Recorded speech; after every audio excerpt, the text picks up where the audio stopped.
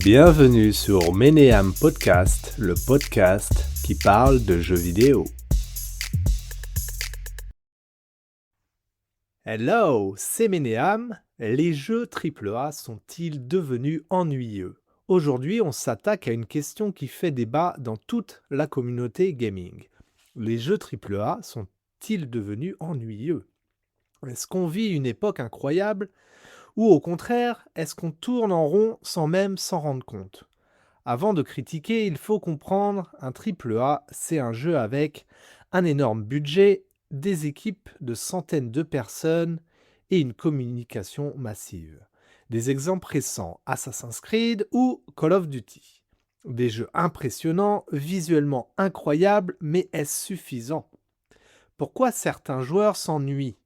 Il y a plusieurs critiques qui reviennent souvent. La répétition des mécaniques, open world, cartes remplies d'icônes, quêtes secondaires, copier-coller.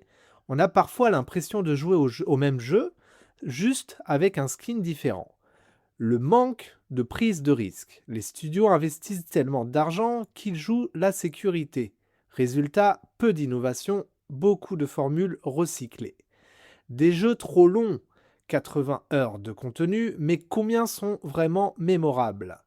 Les microtransactions également, elles cassent parfois l'immersion et donnent une impression de produit commercial plutôt qu'artistique. Attention, dire que les AAA sont ennuyeux, c'est aussi un peu exagéré. Les jeux récents ont mis tout le monde d'accord. Elden Ring, The Legend of Zelda. Ces jeux ont pris des risques, renouvelé le gameplay et redonné un vrai sentiment de découverte. Donc le problème n'est pas le AAA, mais comment il est utilisé. Le vrai problème, la fatigue des joueurs. Et si le problème, c'était nous? On joue plus qu'avant, on consomme plus vite, on connaît déjà toutes les mécaniques. Ce qui semblait incroyable en 2010 est devenu banal en 2025. C'est un peu comme les jeux Marvel. Pas forcément mauvais, mais on connaît déjà la recette.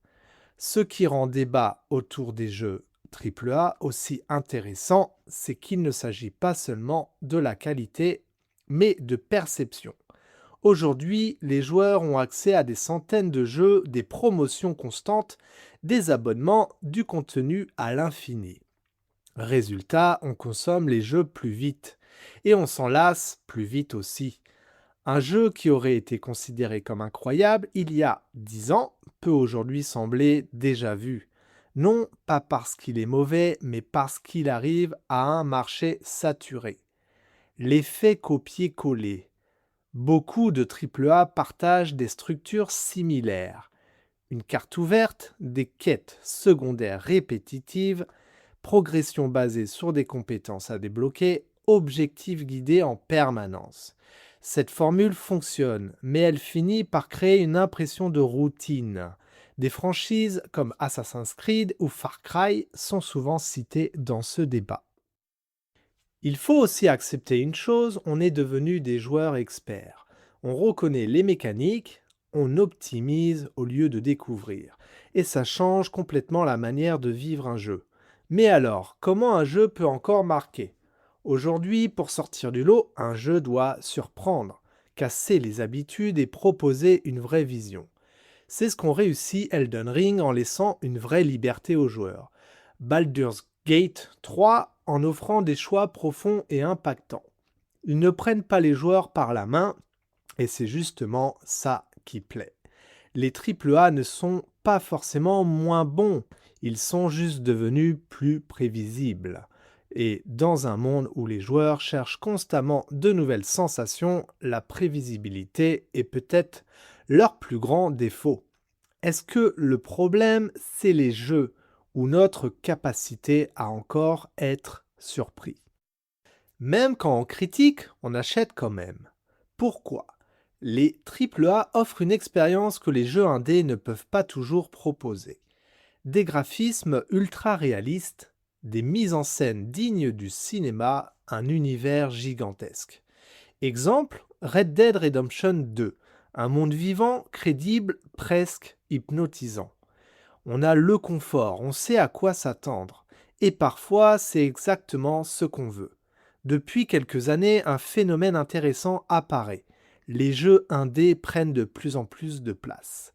Je vais vous citer des titres comme Undertale, Cuphead ou même Celeste. Eux prennent des risques, avec un gameplay original, direction artistique forte et expérience plus courte mais marquante. Résultat, certains joueurs ressentent plus d'émotion sur un jeu à 20 € que sur un AAA à 80 €.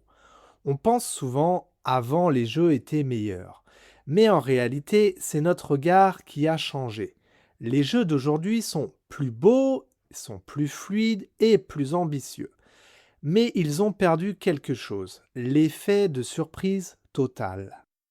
Un bon jeu, ce n'est pas forcément le budget, ou les graphismes, ou bien la taille de la map. C'est ce moment où tu oublies que tu joues. Des jeux récents arrivent encore à créer ça. Par exemple, Elden Ring. Pas parce qu'ils sont parfaits, mais parce qu'ils te surprennent.